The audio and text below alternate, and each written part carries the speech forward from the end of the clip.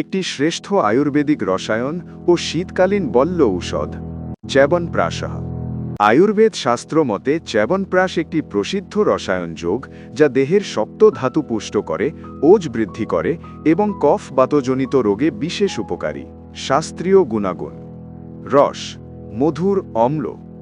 গুণ: গুরু, স্নিগ্ধ। বীর্য উষ্ণ। বিপাক মধুর। দোষকর্ম: কফ বাত শমক। প্রধান কর্ম: রসায়ন, বল্য, বৃষ্য, দীপন, কাশি, শ্বাসকষ্ট, শ্বাসনালী সবল করে, বুদ্ধিবর্ধক। চিকিৎসাগত উপকারিতা: ১. রসায়ন কর্ম: দেহের রস, রক্ত, মাংস প্রভৃতি ধাতু পুষ্ট করে।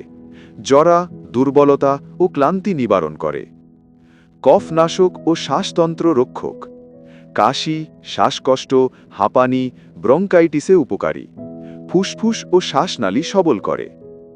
অগ্নিদীপন ও পাচন: অগ্নিমান্দ, অরুচি, বদহজম নাশ করে। অম্ল ও কোষ্ঠকাঠিন্য কমায়। বল্য ও বৃষ্যকর্ম: শারীরিক বল ও কর্মক্ষমতা বৃদ্ধি করে। শিশু, বৃদ্ধ ও ক্ষয় রোগীর জন্য বিশেষ উপযোগী। মেধা ও স্মৃতিবর্ধক: মস্তিষ্ক পুষ্ট করে।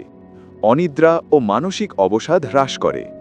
শীতকালে চ্যবনপ্রাশের বিশেষ প্রয়োজন। শীত ঋতুতে কফ বৃদ্ধি পায়, অগ্নি মন্দ হয়, সর্দি কাশি ও শ্বাস রোগের প্রকোপ বাড়ে।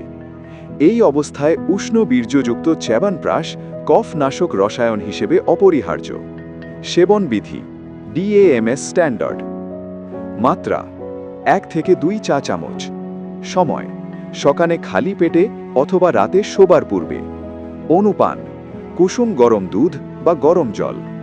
তাই বলি, চ্যবনপ্রাশ একটি পূর্ণাঙ্গ আয়ুর্বেদিক রসায়ন যা শীতকালে দেহবল, রোগ প্রতিরোধ ক্ষমতা ও শ্বাসতন্ত্র রক্ষায় অতুলনীয়। নিয়মিত সেবনে শরীর থাকে সবল।